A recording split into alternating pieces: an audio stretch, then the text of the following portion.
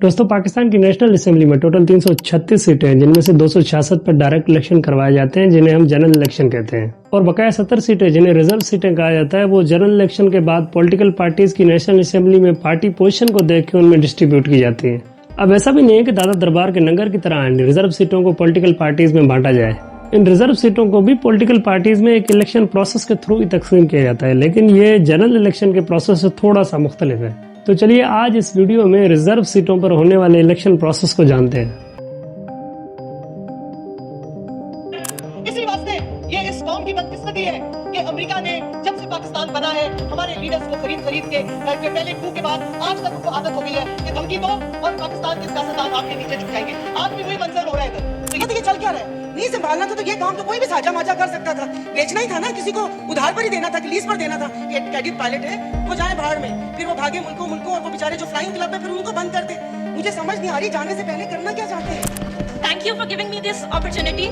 75 years में ये शायद पहली दफा हुआ है कि हमें क्रिश्चियंस को, माइनॉरिटीज को ज़हनी तौर पे एक्सेप्ट किया गया है और उसे एकदम बुलाया गया है।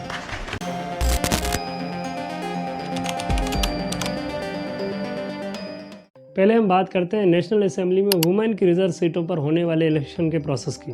नेशनल असेंबली में वुमेन के लिए रिजर्व की गई इन 60 सीटों को फर्दर मुल्क के 4 सूबों में तकसीम किया गया है, जिनमें से पंजाब के लिए 32, सिंध के लिए 14, KPK के लिए 10 और बलूचिस्तान के लिए 4 सीटें रिजर्व रखी गई हैं। जनरल इलेक्शन से पहले तमाम कंटेस्टिंग पॉलिटिकल पार्टीज हर सूबे से इन सीटों के लिए वुमेन कैंडिडेट्स की एक list election commission of Pakistan को सबमिट करवाती है। पॉलिटिकल पार्टीज की जानिब से सबमिट करवाई गई इन लिस्टों में वुमेन कंटेस्टिंग कैंडिडेट का एक आर्डर डिफाइन किया जाता है। जनरल इलेक्शन हो जाने के बाद जब रिजल्ट फाइनल हो जाते हैं तो एक पार्टी के एक सूबे से जीती गई जनरल सीट को सामने रख के उन्हें उस सूबे से रिजर्व सीट एलोकेट की जाती है। पॉलिटिकल पार्टीज में इन रिजर्व सीटों के एलोकेशन के लिए ECP एक रेशो यूज करता है, जिसकी मदद से ये डिसाइड किया जाता है कि किस पार्टी को कितनी सीटें एलोकेट की जाए। ये रेशो एक सूबे की नेशनल असेंबली में जनरल सीट्स को उस सूबे की रिजर्व सीट से डिवाइड करके हासिल किया जाता है। फॉर एग्जांपल, नेशनल असेंबली में पंजाब की सीटें हैं 141 और वुमेन रिजर्व सीटें हैं 32, तो 141 को 32 से डिवाइड किया जाए तो पंजाब के लिए रेशो आएगा 4.4। तो किसी भी पॉलिटिकल पार्टी को नेशनल असेंबली में पंजाब से एक वुमेन रिजर्व सीट हासिल करने के लिए 4.4 जनरल सीटें जीतना होंगी।